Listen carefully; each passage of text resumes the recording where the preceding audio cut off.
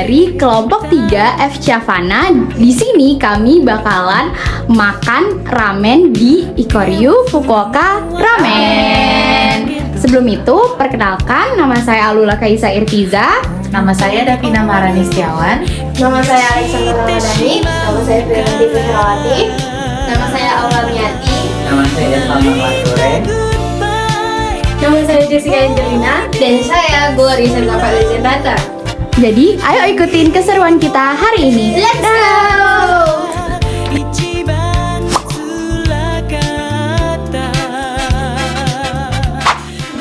Kalau dengar kata ramen, pasti kita langsung pikiran ke Jepang.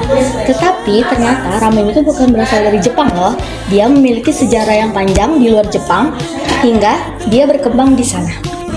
Awalnya, ramen berasal dari Tiongkok pada awal abad ke-19, di mana para imigran Cina datang ke Jepang, terutama pada pelabuhan kota Yokohama. Mereka membawa budaya memakan mie gandum atau yang dapat kita sebut sebagai shinasoba atau mie Cina. Masuklah ke abad awal, yaitu abad ke-20, di mana mie ramen itu mulai dikenal dari warung-warung kecil dan gerobak-gerobak di pinggir jalan. Jadi mie ramen itu semakin terkenal karena orang-orang Jepang itu menambah cita rasanya dengan kuah kecap dan kaldu khas mereka. Selain itu, ramen juga mulai berkembang di berbagai daerah di Jepang. Jadi, setiap daerah mempunyai ciri khas, cara penyajian yang berbeda-beda. Hal itu membuat ramen menjadi lebih unik dan lebih bervariasi. Nah, setelah Perang Dunia Kedua, kondisi Jepang tuh lagi susah banget, termasuk soal makanan. Nah, di saat inilah ramen itu jadi penyelamat, karena Jepang itu banyak mendapatkan bantuan tepung gandum dari negara-negara lain. Sehingga ramen ini sering dibuat karena bikin kenyang, murah, dan juga mudah dibuatnya. Semenjak itulah ramen juga semakin populer di kalangan masyarakat. Ada suatu inovasi besar yang diciptakan oleh Momofako Ando. Dia menciptakan mie instan dengan rasa chicken ramen. Dan dari situ, inovasi tersebut membuat masyarakat Jepang gampang dalam mencobai ramen.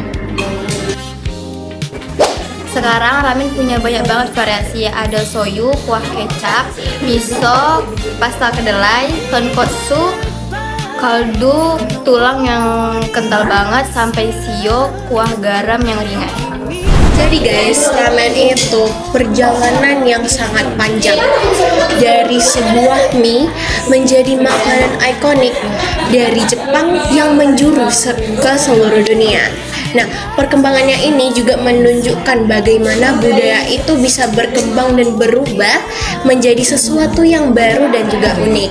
Nah, sama seperti ramen, teh ocha ini juga sebenarnya berasal dari Tiongkok.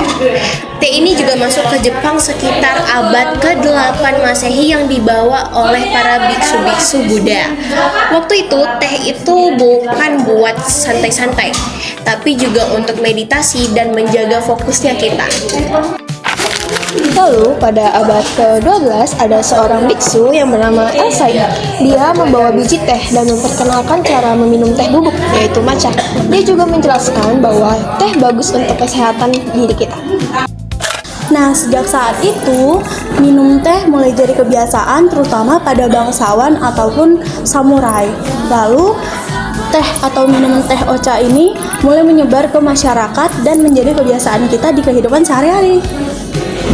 Perkembangan paling penting terjadi pada abad ke-15 sampai 16. Di sini muncul tokoh penting bernama Sennorikyo. Dia mengembangkan Channoyu, yaitu upacara minum teh khas Jepang. Di minuman teh ocha ini ada 3 filosofi. Yang pertama itu menghargai momen, yang kedua itu memberi ketenangan, yang ketiga itu memberi kesederhanaan. Nah, maka dari itu, ocha bukan cuman kesenian ataupun suatu minuman, tetapi ocha di sini dia bisa membuat kita menjadi tenang dan memiliki nilai keharmonisan dalam masyarakat Jepang. Nah, teman-teman, ocha itu juga punya berbagai macam jenis. Contohnya seperti yang pertama ada matcha. Matcha itu kayak teh bubuk yang biasa kita temuin di kehidupan sehari-hari. Terus juga ada sencha. Sencha itu teh yang paling sering diminum oleh orang-orang sehari-hari. Terus yang ketiga ada genmaicha. Nah, genmaicha ini tehnya dicampur dengan beras yang dipanggang. Lalu yang terakhir ada hojicha. Hojicha itu teh yang dipanggang. Di Jepang, minum teh udah jadi kebiasaan sehari-hari, mulai dari yang sederhana sampai yang tradisional banget.